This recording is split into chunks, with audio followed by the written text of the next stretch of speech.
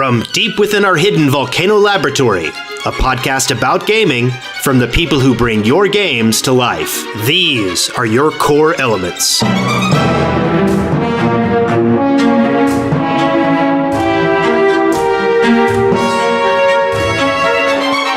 Core Elements, episode 62, recorded on May 16th, 2014.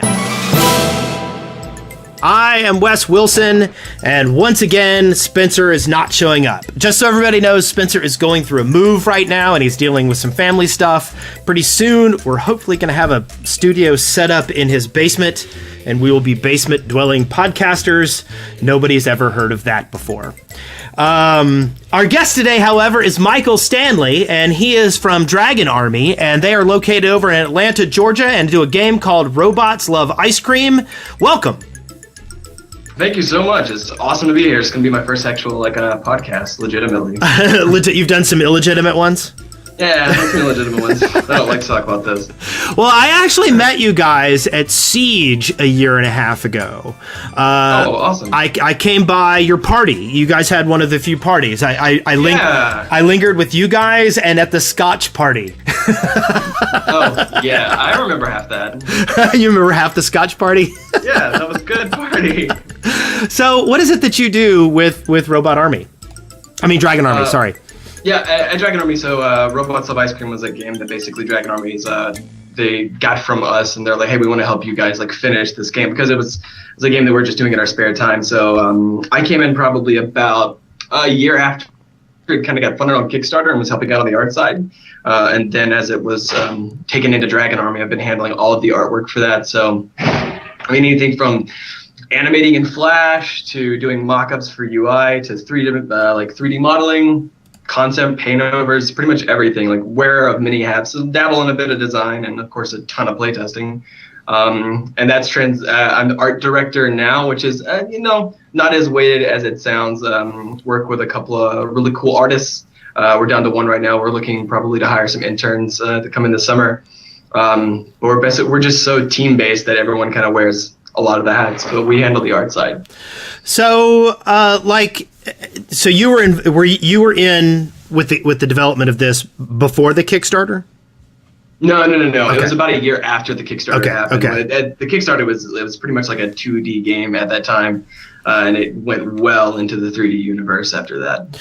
And how well do you feel? I know that a lot of people are beginning to kind of question whether video game Kickstarters are a good idea. Do you think that the game might have ended up being made without it at all? I think it would have. Would it have been done this year? No, probably not at all. Would it have been done in 3 years? No clue. There were many times we worked from just a coffee shop, and some of that money helped out a lot, So I don't think that Kickstarter keeps them from being done or help. Without Kickstarter, they wouldn't be done. But it's an avenue that people are using to create some really awesome games. There's bad.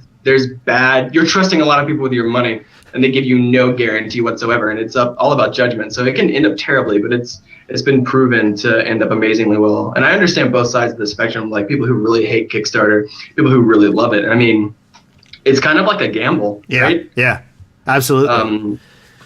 So it definitely helped us a whole lot, but there were also people who were very upset at the fact that it took us this long to make the game, and we did our best. That's what we did. Yeah. Well, I think a lot of people don't, and we covered a little bit of this last week. The whole game development cycle is so long that the whole idea of throwing some money at somebody and expecting a game within a year and a half or 2 years is really kind of ridiculous.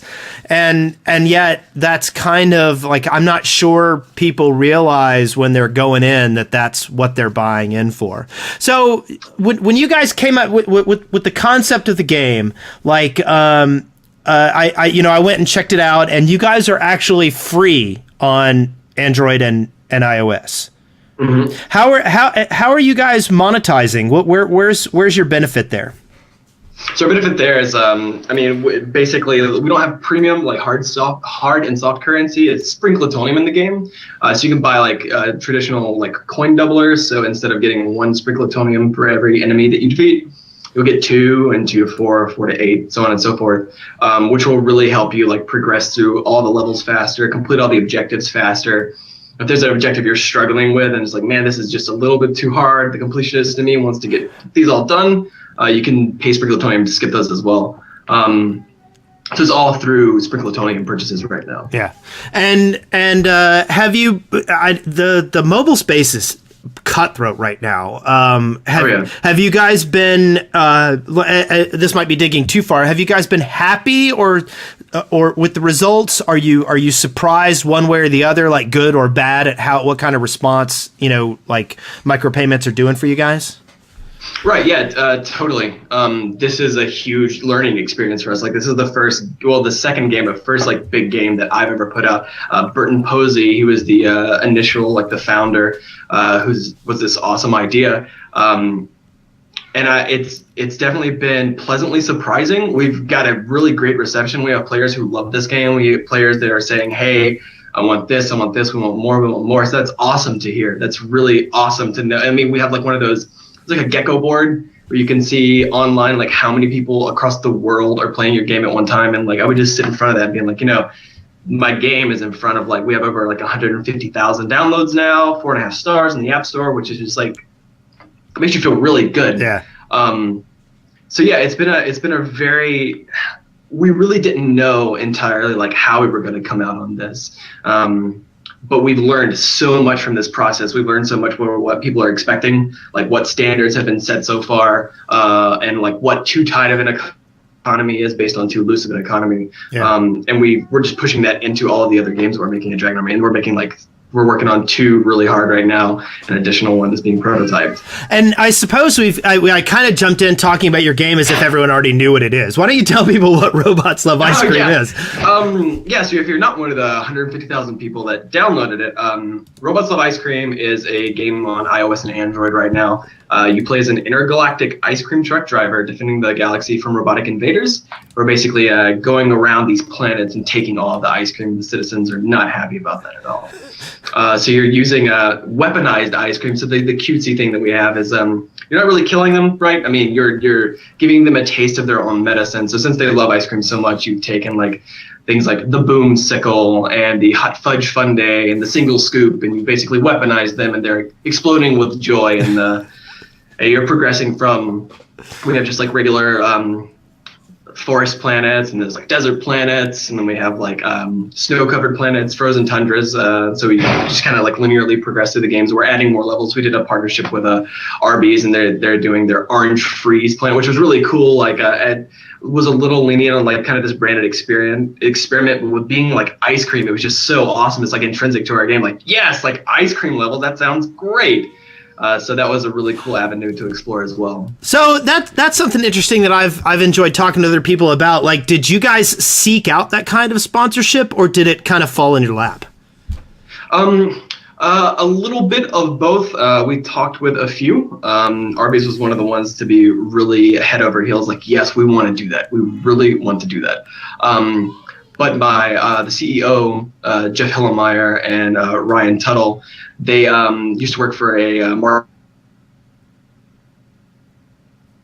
connections and experience with talking with people, and that really played to our advantage when they would say, hey, we've got this game, it's about ice cream, you guys sell ice cream, you want to talk about doing something. So it was really smooth. Like, we still have people talking to us about potential implementation of like their brand and games. And we'll see where we go with it. We'll see if we push it really heavily or not at all. But whatever it is, like, personally, you never want to see a game that's just completely encased in this like brand buy this, click this for a coupon. It's way too much. So fun first is the motif that we always want to try to push. Yeah. Well, and I think I luckily have not seen that much, as far as like wrapping it completely and stuff. And so the idea of small independent gamers finding large companies willing to help invest in them to make fun things for mild kind of kickbacks, I guess you could call it, for including their product. That seems ideal to me. It's not like you're right. It's not like you're watching a CSI episode or a Bones episode and they're talking about the features in the car they're driving. Right, exactly. Well, we will talk more about your game development and Dragon Army, but first...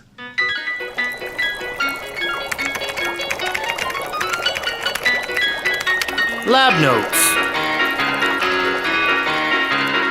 So speaking of sponsorships, I have found myself thrown into the realm of needing to get some sponsorships for the show. And one of the ways that I decided to do that was by becoming a Loot Crate affiliate. If you go to lootcrate.com/Wes Wilson and sign up, you will help us enjoy the show or help us fund the show. Additionally, once a month, you will get a box full of nifty, nerdy goodness. And so if you have not yet signed up for Loot Crate, go to lootcrate.com/Wes Wilson and help support the show. So this week, I decided to dig into some of the things I kind of complained a little bit about last week. I started playing Fract OSC again, and I had kind of gotten lost in there. I had kind of wandered around and hadn't really found the game yet. I was just kind of exploring the environments, and I was a little frustrated. But I did finally end up digging in and getting to the actual gameplay elements of Fract OSC, and once I did, I really, really, really started liking it. It's got an ambiance and an energy to it that is really cool. I love the idea of rebuilding a giant music machine and the individual puzzles adding elements to the machine. I have finished each of the 12 major puzzles, and now I have to do like the final fix everything deal, which involves a lot of walking around, finding things and writing things down. So I'm still kind of digging into that, but I did have a question, and that was, do indie games sometimes have a barrier to entry problem? Like, Michael, do you think that sometimes indie games want to be so cool that they tend to be a little presumptuous and maybe a little off-putting to people who are just coming into them for the first time? I mean, yeah, I think they can definitely be, said about more than indie games, but totally. So indie games, unlike huge corporate games, they have a lot of freedom to explore, right? You don't have to worry about monetizing as much if it's just a bunch of guys sitting in a coffee shop in their spare time. We just want to make a game. Yeah. The world is their oyster. They can do whatever they want to. So yeah, I totally think that standards are being set every single time this next kick-ass indie game comes out, and everyone's like, oh my gosh, that was awesome. It was two guys in a garage, and so those expectations just keep getting higher and higher, that some of the other games don't really get it. Yeah. They don't really get that reception, or they try to do something maybe so obscure or so push the mold, just to expand it even more, that sometimes it doesn't work. Sometimes it works. Sometimes it doesn't. Yeah. But yeah, I think it's hard. It's really hard to not build off a standing franchise. We'll make this game 2, make this game 8, make this game 12. You have this fan base, but you really have to stand out. So the best concise way to be waving these flags, be over here, yeah, without being too against the grain, too out of nowhere. I think it's really difficult. Well, I actually saw them at PAX East, and I got their card, and I'm going to hold it up, and they have a good marketing thing going for them. They have this really cool art style. They have you gotta everybody loves the idea of music being integrated as part of the game they're playing in.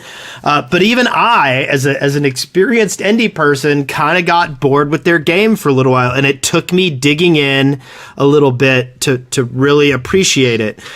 So I hope everyone will give Fract OSC a chance, but I do sometimes wonder if it's not an example of what sometimes people are missing when they go into, designing games.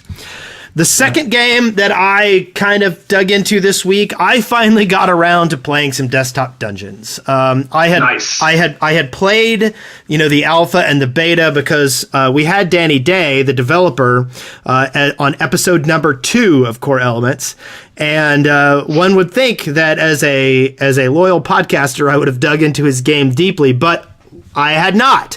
And I have been enjoying it. It's a great game for me while I'm doing other work, because there's no time going on in it. I don't have to worry about missing something I was kind of poking around with Hearthstone as my I'm working game, but then all it takes is one small emergency and that fuse starts burning across the screen and you're like, So I've been kind of digging into this, and for those of you who don't know, it's kind of like a puzzle roguelike. There are random levels built with random enemies in them, and you have to kill them in a particular order. But they've also and level up your guy. But it's a one screen deal. Basically, it's not exploring lots and lots of levels, although he did add stairs and sub levels and things. But I've been kind of interested because I hadn't really experienced any of the additional stuff, which is building the town, upgrading the town, doing all that kind of things.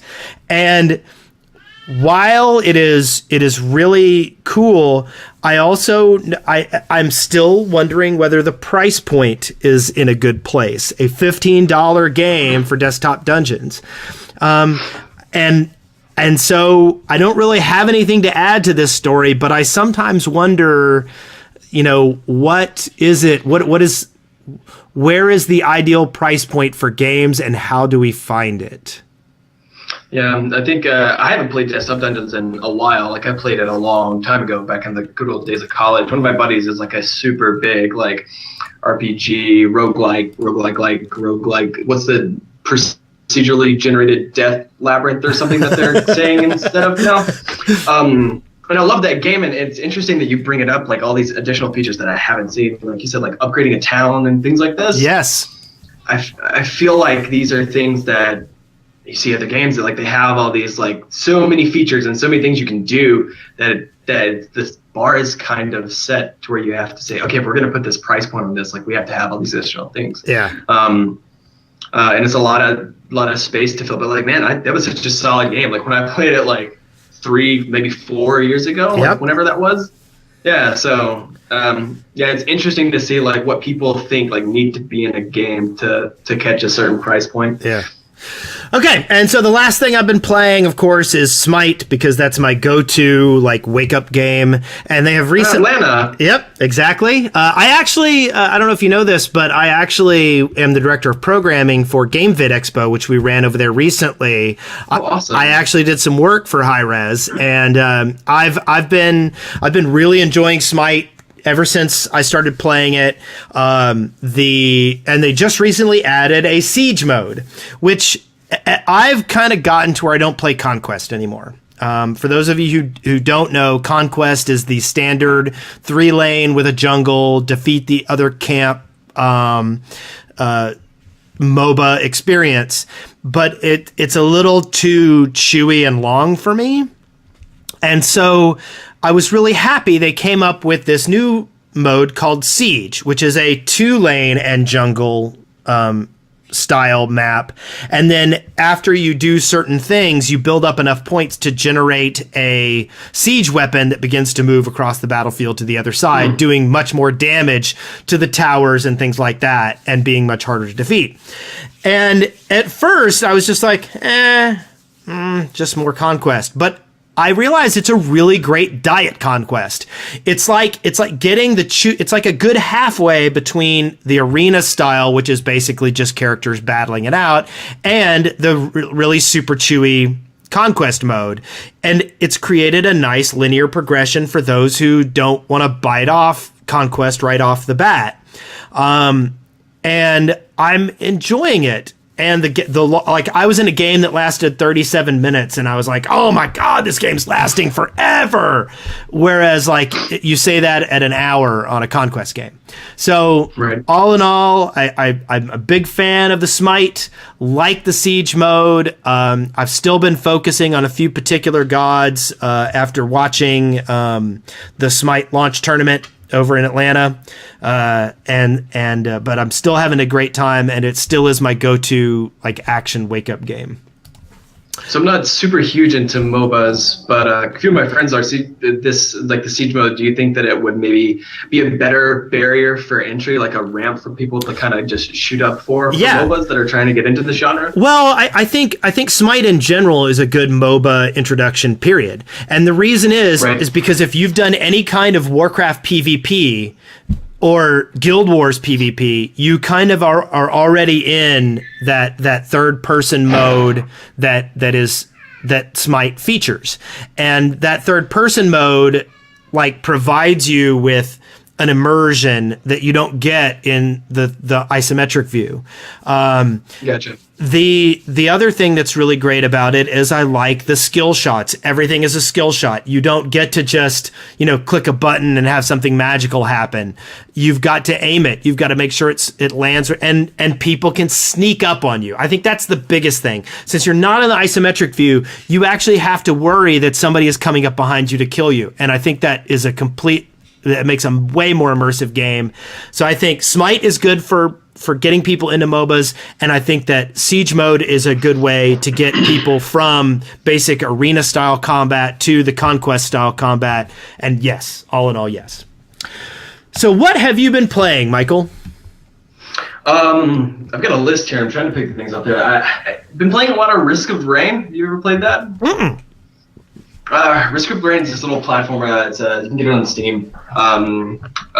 You basically you play through a series of levels, and there is an end. But the longer that you take to get from start to finish, the harder the difficulty increases. So you start at like super easy mode, then it moves to easy, and it gets crazy, and then like insane, and then the last mode is like ha ha ha ha ha ha ha ha, like some like really creepy menacing laugh. So I don't know pixel art. I love the art style, but the way that it plays off is you start a level, you start an environment almost is what it is, and you're in search for this like a teleporter. When you find the teleporter, you can start the teleporter, and a timer ticks down. I think in like 300 seconds or something like that, 200 seconds. And as it ticks down, enemies just spawn and spawn and spawn and spawn. So it's basically like survive for an extended period of time. As soon as you do that, like a boss comes in. So it's multiplayer. I play with all my friends. It's a lot of fun. So you can get all together, start taking down all these bosses, and so it's kind of like there's a really time pressure sensitive. So it's like you're taking forever. Opportunity costs for going and finding crates that have loot in them, or going and finding these little store pods that you can buy things from to upgrade your character. You really have to start weighing like, okay, guys, like it's getting pretty rough, even with all of us here. Should we go and just straight out shoot for that teleporter, or spend the time spending our money to upgrade ourselves? It's been really awesome gameplay. Like I really love that game. Like I can get into it for like days upon weeks at a time, and then take a break and get right back into it. So that's been a lot of fun for me to play online. Do you think? I mean, I've had this kind of discussion before that the decreased requirements for pushing graphical engines has provided a lot more focus on gameplay itself. Do you think that's have you noticed that with this and with other games? I mean, things like Realm of the Mad God, are these kind of quick, play experiences that feel almost arcade-like at times. Oh, yeah, I totally agree with that. Graphics, graphics are cool. Graphics are pretty. People love graphics. The game's not there. Like, it really doesn't matter what your graphics look like. I mean, you'll get people tell you that your game's beautiful, but then you won't have people playing it and, like, buying it. I do agree that, especially pixel art, like there's a lot of indie pixel art. Like I wouldn't say that it's.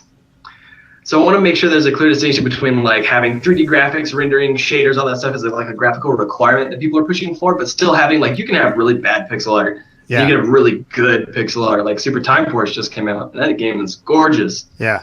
Animations are beautiful and fluid, and it feels good. Like it feels true to like the genre it's trying to be.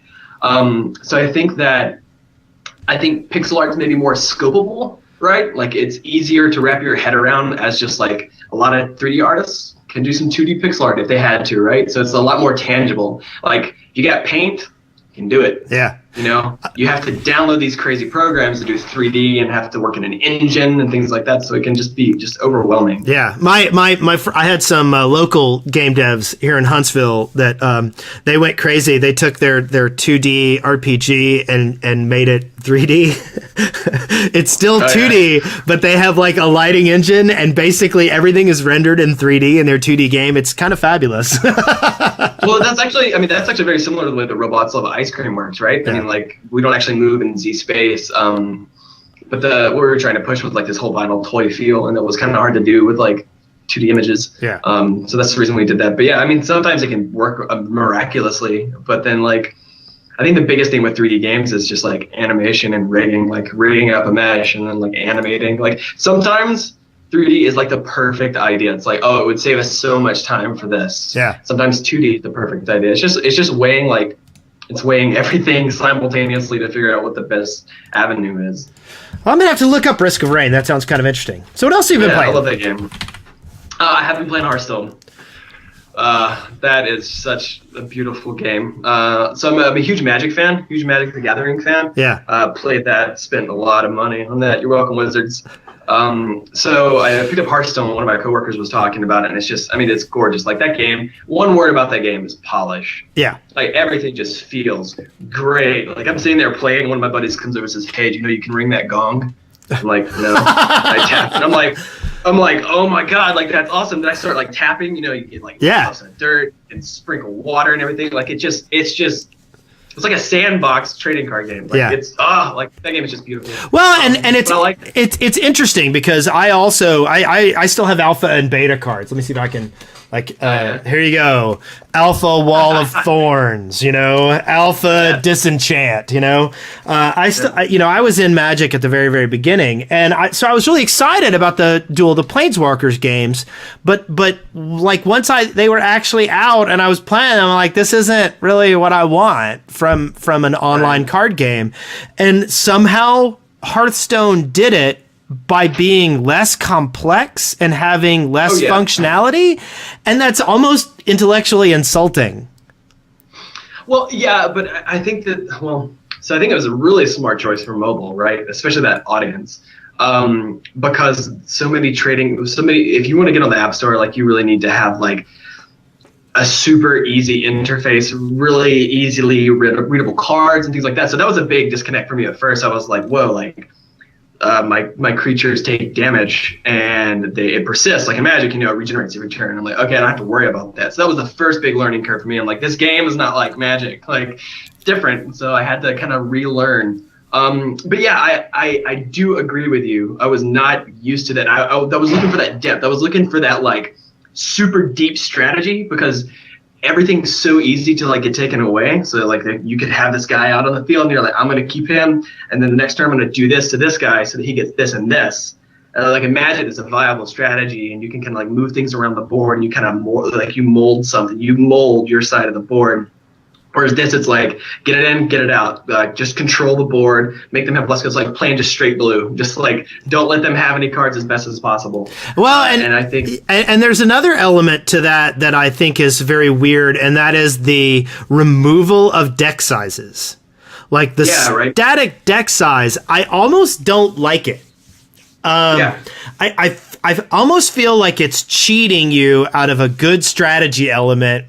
And I wonder if there might not be another ladder tier or something where that might be an option, which is I can make a 40 or 50 card deck, or I can make a 20 card deck and try to come out and just do the quick kill.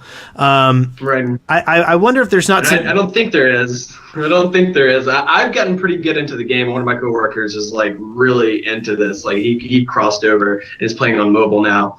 And I don't think there is. And I think I'm wanting the same thing. I'm wanting that kind of lasting strategy. Right now, I feel just like I'm constantly adapting. It's just like, what's going to happen this turn? Yeah. And then it happens. I'm like, okay, let me try to figure out what I can do to like prevent that from happening again. Yeah. I don't know. In Magic, I speak about Magic because I think about remember the first time that one of my friends was putting like -1/-1 counters on his own creatures. I was like, what are you doing, you idiot? You're not supposed to do that. And he played other cards that when he removed and put it on something else, he just like got super buffed. I'm like, whoa, like that's that deep strategy that I think I'm looking for in a card game. Yeah. So like it's a double-edged sword. Like we're happy because we can enjoy Hearthstone better than we could Duel of the Planeswalkers, but at the same time we want that. And so we're paradoxical here, I think, both of us. Yeah, I agree. So anything else? My stress relief has actually been Dead Rising 3. Okay. I just love cutting through zombies. I mean, after just a long day coming home and just making the craziest, wackiest, goofiest things and mowing down zombies is a lot of fun for me. And I know a lot of people don't like zombie games. A lot of my coworkers are against zombie games. But I like that. I don't know. I mean, it's kind of goofy, but I really do like it. Yeah. Okay. Well, cool. Well, let's move on.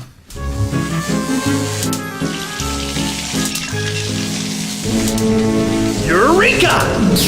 Ow! So we have some interesting news this week. Kind of some interesting takes on a lot of the stuff that's going on. First off, an NPD report came out that reported there are currently 34 million core gamers in the United States of America. 34 million.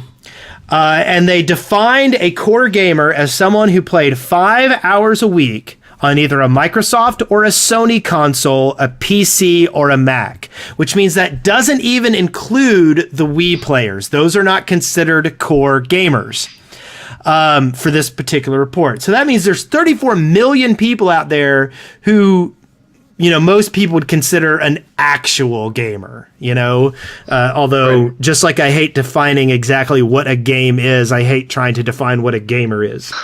Right. So, and the other interesting information here was that core gamers play on average 22 hours a week. That means that of that people who play more than 5 hours, they average 22 hours. That is just crazy. Yeah. And then even weirder, 74% of them prefer physical copies of games. And while digital share of sales or interest in, like people who said I would prefer to buy a digital copy rose 6% to 26%, still 73 in 4 people want physical copies of their games. That's an alien concept to me. 2/3 of them also played on mobile devices, and 70% of them played multiplayer games. I mean, it's an alien concept to you that people want physical, like hard copies, like boxes. Yeah, like I think. Oh, I love it. I'm such a PC gamer that even when I get on my console, I don't necessarily need a physical copy. Oh no, that's totally true. The only reason I want physical copies on video games is because I'm worried about server retention. Like I would hate if I couldn't pull out my Duck Hunt console, and because the Duck Hunt servers weren't currently online, I couldn't play again. Well, think about this. What if something happened and there was like a robotic takeover or something, and ignoring the consoles being robots, like all the servers go down and your hard drives fail on everything, but you can just slap that game back in and play it. Yeah. You have it, like it's there. Like to me, like trusting data, trusting like a server to control my games, it's like anything could happen, right? Yeah. I mean, of course we'll get reimbursed and we'll get our money back. I think it's mostly for me, it's like I'm fueled from like the collection addiction. Like I have so many older consoles that like there aren't digital copies of those games. Yeah. There's just the cartridges. Well, I mean, but if I have a choice, I'll get the copy. I'll get the physical copy. Well, and you can't see it because I'll turn my camera that way. But behind the chair, never mind.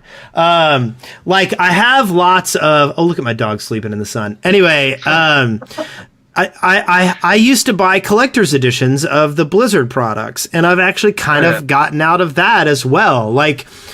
It's weird. I think I'm becoming more of a digital person, and I suspect sometime soon I will be start looking into getting into an ebook reader. I think I'm leaving it behind.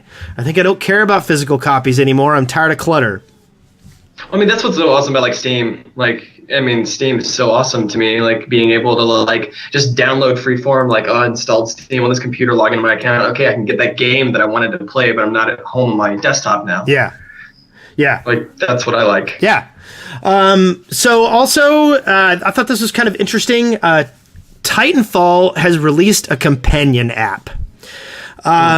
and I'll provide a link to this. What it allows you to do is it allows you to look at video and stuff in game. It also allows you kind of a companion screen when you're playing a game, so that you can they actually gave it a particular name. Hold on.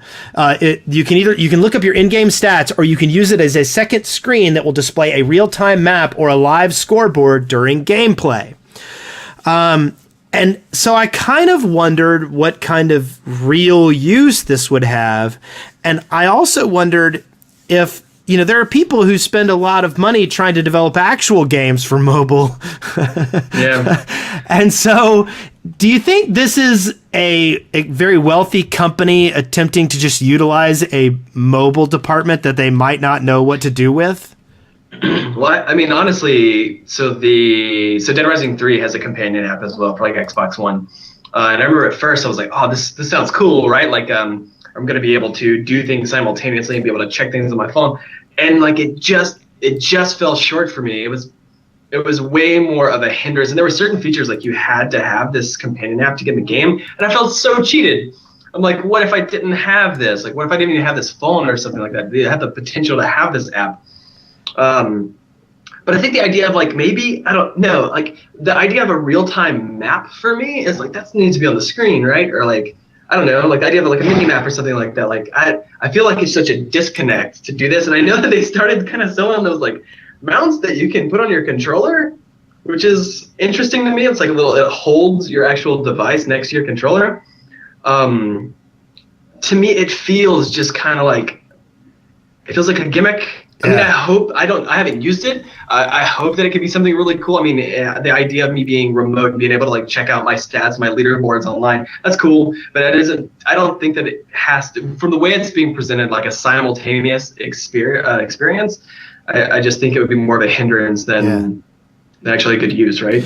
Well, I mean, it makes me wonder. I think everybody wants to include these additional screens in their games, but they just don't know what to do with them. I kind of like, I mean, it would be really cool if you could buy a bunch of inexpensive screens and use them to create a cockpit.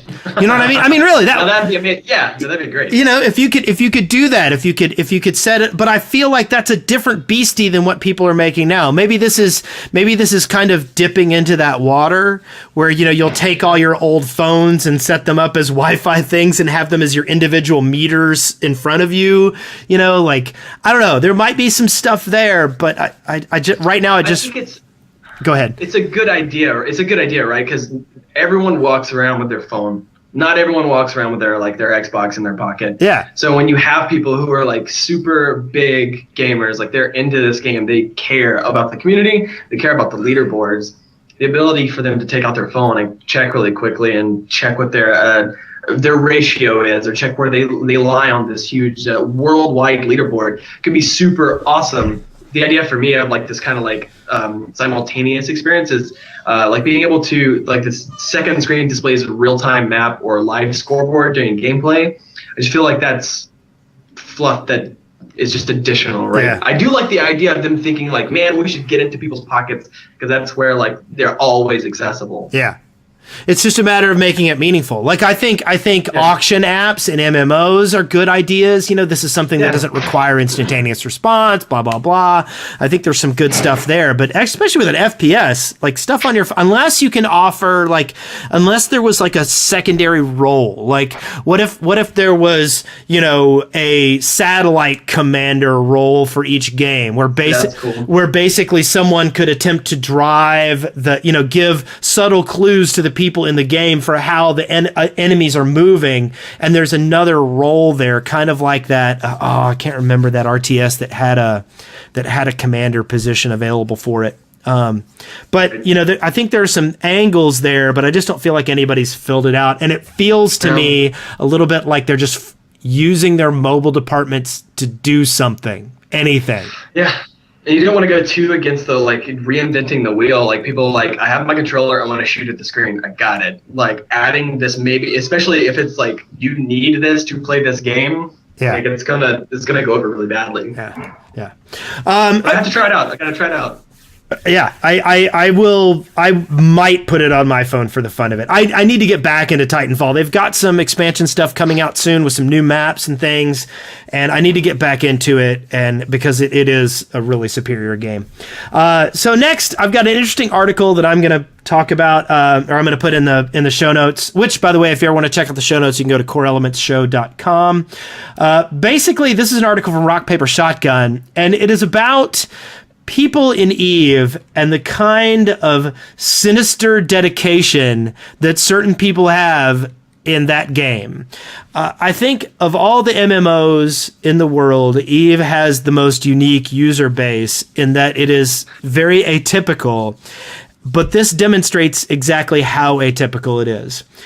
This is about a group, and they consider themselves to be big game hunters.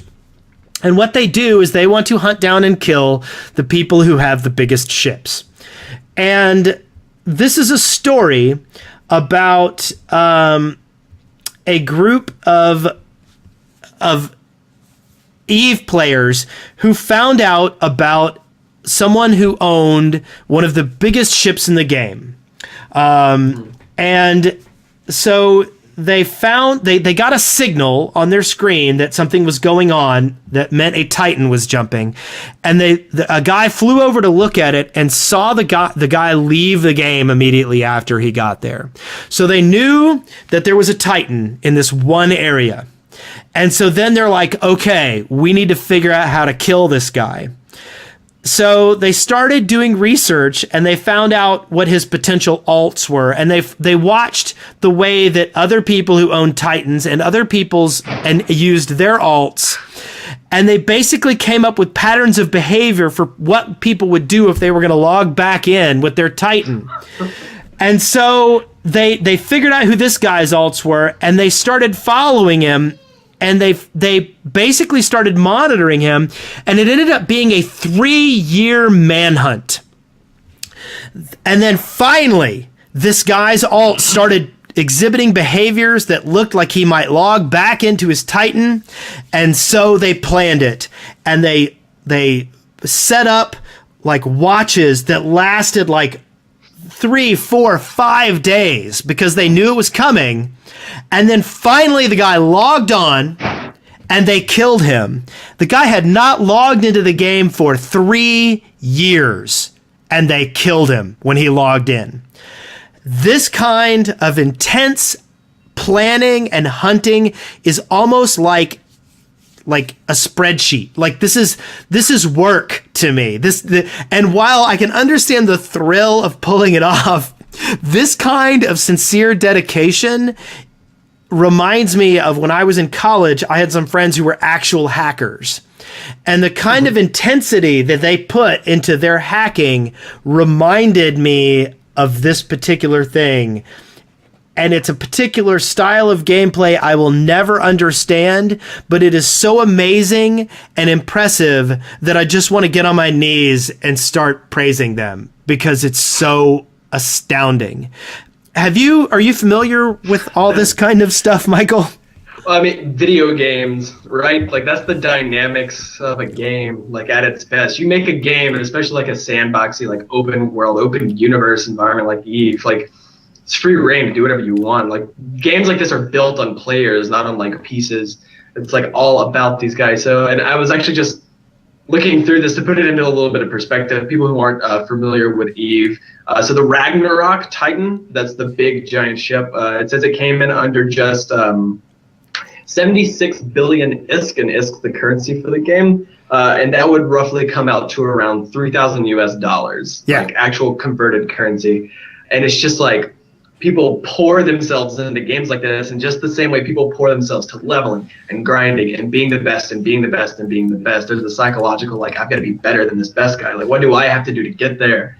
And this is it, like, at its finest. And that's insane. That's really amazing. Yeah. And it's funny, they saved the chat log for when he logged in, and the guy messaged and said, I haven't been logged in for 3 years. How the F did you do this? And they laughed, and they said, we've been watching you for that long. And the guy went, I'm serious. Crazy. It's been 3 long, and the other guy was like, yeah, it's been 3 long years. Welcome back, mate. Slumber party. And the other people were like, we stalked you 3 years. Thanks for logging in. Yeah, that is a little creepy, just a little creepy. Like this part, we stalked you. Like that's a little weird. Yeah. I mean, just so people understand the dimension here, they basically caught him because they found one of his alts was attempting to sell the ship. He wanted to sell the ship in game, and they knew he had to log in to sell the ship. Oh my! It's just amazing. I'm gonna link to the show in the show notes. Really, I recommend reading this. It's like terrifying and scary, and it also makes you want to sing. This reaches into the core of my gamer soul and says, "Don't you wish you were like this?" Which is kind of weird because I don't. I don't want to be the guy who spent 3 years stalking someone in a video game in order for a thrill of having crushed them in combat. But at the same time, I wish I could appreciate that. It's almost like, I don't know. This seems more like business. This seems more like working the stock market. This seems like actual work. This doesn't seem like the play. Eve Mafia. Yeah. Like the Eve Mafia. Like this is like organized takedown. Yeah. Baffling. I want to know. Yeah, I'd like to know what these people do, like when they're not playing Eve, like what this demographic is, like these people who are this far into this game to wait 3 years for someone to log in. Yeah. So next, and this is kind of just more of an announcement, Xbox has finally allowed Netflix streaming without an Xbox Live Gold subscription. However, this does mean that you'll actually have to pay for Netflix with associate. And so there are refunds available. You can get them through August, I believe. I'll provide a link in the show notes, but that's kind of good that Xbox is finally smart enough to say, okay, you can stream stuff through our box without a subscription. Yep, it's good. And then the last thing is Notch was in one of the latest Let 'em Dares, and he made a game called Drowning in Problems, and it's kind of open world, but basically you age, you die, and the article described this as a tiny despair simulator. I think this is a genre, right? Like there's depression simulators. Yep. These. Yep. Papers, please. Yep. I've actually been trying to get Zoe, who made Depression Quest, onto the show for quite a while, but she's been very, very busy. And I kind of laughed. I mean, I know Notch has. What is it? Notch has 99 million problems, but another dollar ain't one.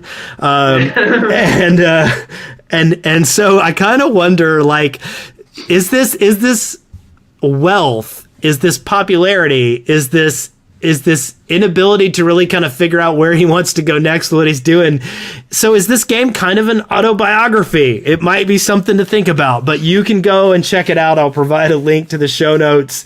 It's kind of an interesting thing, but tiny despair simulator. I can't get past that description. Inspiration. Let's be honest. When you thought about becoming a digital artist, did you think it would be in the ice cream and robots genre? Not at all. Not at all. No, I mean, in school, I was like, video games, graphics. I want to work Blizzard. I want to do painterly styles. I want to do high tech stuff. I want to do Mudbox. I want to do ZBrush. I want to do all these things. And it was just, it's, with most artists, it's about finding your style. Like, what do you love doing the most? Like, what do you get excited about being like this idea? Oh man, like I love painting this concept of creatures, or I love just like rough storyboarding out things. I really do like creating in-game art. So no, not by any means did I. When I first started out, no, my goal was like I wanted to work at Blizzard. And I wanted to make beautiful environments. That's what I wanted to do. So when you started working with Dragon Army, like, and you knew like where things were going with this, like, did you start trying to like come up with like what kind of unique concepts were you like, how can I make you? Was there a question yourself? How can I make this ice cream unique and visually representative? Did you kind of have that debate with yourself? Not really. I mean, most of the yes, we should do that came from when like we described the game to people. You would get that smirk and they would chuckle and they'd be like, that's a really awesome idea. We're like, okay, we've got our theming. Like we've got the thing that could really hook people. And then from there, like I said, like it started off like the Kickstarter video is much more like 2D, almost like vector hard edge outlines. And then Michael Ventonder, who was an artist to begin with on the project, in collaboration with a few other artists, kind of were like, okay, we need to kind of push this final toy feel and make everything kind of bloated, freeform. Let's do it in 3D. It's like, okay, so it kind of got pushed into the 3D realm.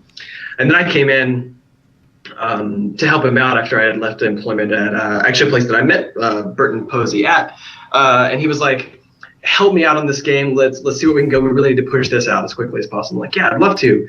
So I took a look at what they had, and it was beautiful. It was 3D. It was gorgeous. It was just a little too like symmetrical, right? And I'm like, you guys are going for vinyl toys. Like they exaggerate so much. So a lot of it was like going out and spending $15 on a vinyl toy, or like just searching all through the internet, but like getting in front of these toys and seeing like how they squish and stretch forms. Like that's what we need to go for. Like that's what we need. So the first truck was just like 3D square, like kind of cardboard boxy truck. And then Michael Ventana and I did a paint over that, and it's like, what if it's like this? Like, yes, like let's keep pushing this. And we did our buildings, and we squished and stretched our buildings. We exaggerated features where they need to be exaggerated. We played with large forms and small forms to kind of get this toy box kind of feel on our levels. And the same things with robots, like exaggerating. If they've got legs that shoot stuff out, they got these little rocket legs or something. Make those most prominent features, like exaggerating forms that need to be exaggerated. So it fell in line with like the theming of like ice cream and cutesy and toy. It just played out really, really well. And like, were there any like, I know that when TF2, when they were working on designing those characters, they basically said, we want to make sure that you don't even have to see the colors or the palette or anything. From the silhouette, you'll be able to tell who your enemy is. Were there any like overarching concept ideas you had when doing the art where you're like, okay, we want to have robots fit this general mold? Or, I mean, did you have any concepts like that when you were thinking about developing? Totally. I mean, yeah, you want to communicate as much as you can without like any interaction. So when you see a giant, square figure with two big arms and no legs, you immediately get like, oh man, that guy's pretty beefy. He's probably going to punch me with those arms. I should probably stay away from those arms. So we think of things like that. So for example, like Spinston, the green guy that comes down and he spins around, he's kind of shaped like a top. He's got these little arms that wiggle around, and he comes down and he pulls people up to this tractor beam. We do that for a lot of our robots. So proportions as well, like little chips. They're kind of like the pests in our game. They're little tiny circles. Like we wanted them to look like just these little things that just got in your way. There were just a lot of them, and they were mini, and they would fly around in recognizable patterns. So totally, for all of our robots, we kind of had like a personality sheet. Like, what would this robot like kind of act like? Like, how would he think? And through the design of the robots, the coloration, the texturing, even through the way that they actually move in game, their patterns, we did that. So like, that's some pretty complex thought process behind, just some of the most simple concepts. Like where does someone who is in art design, like when you're within the company, you have to embrace kind of some bigger ideas, but where do you go? I mean, where do you think you're going to go? Do you think you're going to stick in art direction? Do you think you might get into, game concept design? Do you ever predict, you might run your own game studio? How do you move from where you are, or see people moving from where you are into the industry more? Yeah, it's really wherever the opportunities present themselves. I love working here at Dragon. I mean, I could see myself here for a lifetime if need be. I love my coworkers. I love my role. I love that people trust me for my decisions here. Like, I mean, I didn't waste all this time in school and waste all this time playing games and drawing and painting and sculpting in clay to have someone not that they'd question me, but think that I'm just completely wrong and never give me a second thought. So this has been a great experience for me. So like learning to work with like a larger team of people and learning to have somewhat of like a leadership role. And I mean, as an art director, like maybe I get like more of the final say, but working with artists, you get way better art. Like you need eyes on things. So maybe art direction, maybe making my own games. That's a kind of hard question to answer.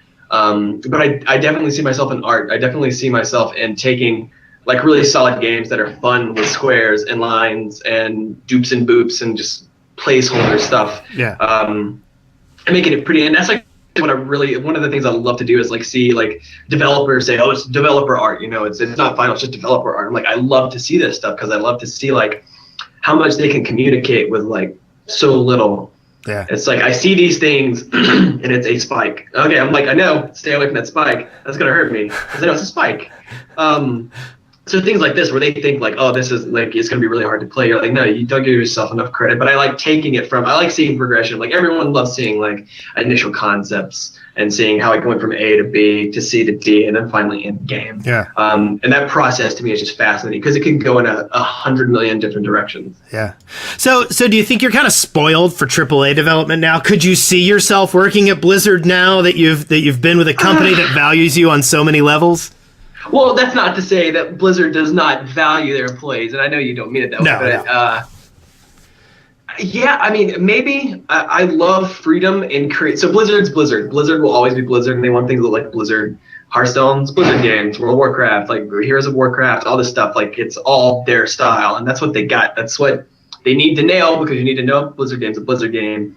And I like the freedom. I like the freedom of being like, man, we need to do a 2.5D isometric wireframe game that's about hacking a dragon shield. Like I don't know. Like I don't even know what that means. So you have that freedom, and I think that freedom is awesome because like you're able to innovate. So I totally think I would be able to work at Blizzard. Yeah, sure. I love the art that they do, but it would be a big sacrifice to just kind of set myself in stone. It's like this is what you're going to be working on the entire time you're here. It's going to be this style. Yeah. Well, and I mean, I think that's a big debate. Like I've read a lot and seen like TED Talks and stuff on motivation and what motivates people to work. And like while money might be a good motivation, like satisfaction in your job, feeling as if that your work is going into the final product, those tend to be far greater motivators for actual work. And so it's kind of, I always love the idea that while there is this huge group out there producing these AAA amazing artistic presentations, that a lot of times the sacrifice is the idea of an artistic presentation in and of itself. Yeah, and everyone's going to have their taste, right? Like what may appeal to someone's going to completely repulse someone else. Right. So it's, I don't know, art is like such an open place to explore. And Dragon Army's made it very, apparent. Like we're gonna find our style of games. We're gonna explore like whatever that means. Yeah. So talking about Dragon Army being in Atlanta, Atlanta's been growing by leaps and bounds lately. High res, really Smite. They were doing good with Tribes Ascend and with a Global Agenda, but really Smite has upped the ante for them. The Lichdom Battle Mage booth at PAX East was really unbelievable. I did not expect that out of Xaviant. Really, I was very surprised by the level. They've been so undercover, right? Yeah. Like there's been so little that's been let out by them. And they're another Atlanta game developer, and then you've got other big names there. Like how is the environment changing for people who are a little bit lower on the tier? Are you seeing more people flocking to the area to be part of this? Well, so where I work actually is called Atlanta Tech Village. It's pretty much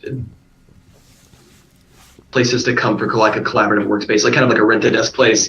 And you've seen places like this before, but this is one of the first ones that's like the location is prime, services are pristine, everything is so ready here. So like the thing is like, I used to work in coffee shops. I used to work in my apartment. You'd work everywhere that you could to make it happen, but there's so much more that's happening in Atlanta now to just kind of cater to this like type of crowd that wants to make games. And if anything, think games like Smite, places like Hyros, like Xaviant, they are bringing more awareness to like how successful Atlanta can be. It's like, it's not that the sunshine in the West Coast makes better video games. It's not like they have like some sort of element that's growing there that makes better games. It's just like that's where the culture is. And I think it's definitely going to take time, but with media, especially film, television, games are growing here in Atlanta now. Like I would love to see it grow and flourish. And I think it has been. And I think companies, like I said, like Hi-Res and Zavient, you see them, you see a public transportation, like a MARTA bus driving by, and you're like, that says Smite on it. Like, that's pretty cool. Oh, yeah, Hi-Res is here in Atlanta. That's crazy. And even some of their promotional things at bus stops, like, says made in Atlanta, like Atlanta happy. This is Atlanta. So it's awesome, too. I think that they see it as well, especially with referencing something like that. Like, they know that the more they can drive here, like, the better this community is going to grow. So, yeah, I see it growing. I do see it growing. I talk to more and more people every day that's like, man, I'm making games. It's like, well, where are you heading to? Where are you from? It's like, I'm here in Atlanta. Like, I'm just going to stay around here. And people are going to these meetups. They're going to Siege, you know? Yeah, they're going to these game meetups, the Georgia Game Developers Association. They're going there. So it's happening. Well, and I'm also amazed. Like I've interviewed from some particular pockets of game development. You know, Boston has a really strong scene working right now. Austin has, you know, especially with the South by Southwest stuff going on down there. They're really, you know, trying to get the whole tech. They want all of Silicon Valley to move to Austin. You know, and now you've got Atlanta, and I think it provides, like, especially when we considered our first article today was about, you know, 34 million core gamers that are all buying things. There's no reason this shouldn't be more distributed around the country. And I really like that there are these little hotbeds of game development that are almost becoming regional. It's kind of exciting. So you mentioned that Dragon Army is working on a couple of other games. Have you announced what these are yet? So our biggest contender right now, or the one that we're kind of like we're talking about a bit more, it's called Defend the Dam. Have you heard about it at all? Mm-mm. So in this game, it's I think we were using castle defense, so it's like a vertical scrolling castle defense with a dam at the bottom, and there are lanes that woodland creatures come through. The premise is you're playing as a beaver defending the dam from like these kind of, I guess, weaponized or artillery-fied woodland creatures coming down, and you kind of build turrets in a lane, and those will launch projectiles, and everything's kind of themed like woodland creatures, dams. So, and I mean, we have we have like a pea shooter that's just everything's encased in wood. It's very like craftsman, artesian, so everything's woods and metals, and then our the attacking creatures are more like sci-fi. They're kind of like militarized. They're modified, not like cyborgs, but they've been equipped by a higher power that is somewhat ambiguous for the time being. And we won't spoil that yet. So you've only announced that one? That's the only one that we've announced. We've got two other games that are kind of on the back, well, not on the back burner. We're speaking with some people right now that we may want to do some, not partnerships with, but help funding us. So, we've got two other games. Okay, excellent. Well, I think it's about time for us to wind things up. We've been talking a little bit over an hour, and I usually try to hard stop it at an hour, but I don't know. I was having fun. Anyway, Michael, thank you for joining us. I look forward to seeing more stuff from your company, and I will be in Atlanta this upcoming weekend for MomoCon doing some... awesome. Yeah, I'm going to be interviewing some Minecraft personalities. Sky Does Minecraft is going to be there, as well as Caveman Films and Hodge Josh MC. So I'm going to be doing some moderating of some panels there. So I'll be in Atlanta, and I love the city. And anyway, it's a nice city. I'm at this point I'm babbling. Anyway, anything else you want to finish with?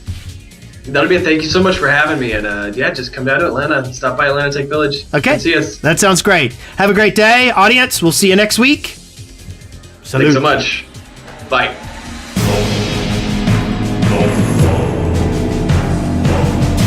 You've been listening to Core Elements, exploring gaming one element at a time, a listener-supported podcast. See the show notes or get more information at coreelementshow.com, or leave us a voicemail at 256-763-0455.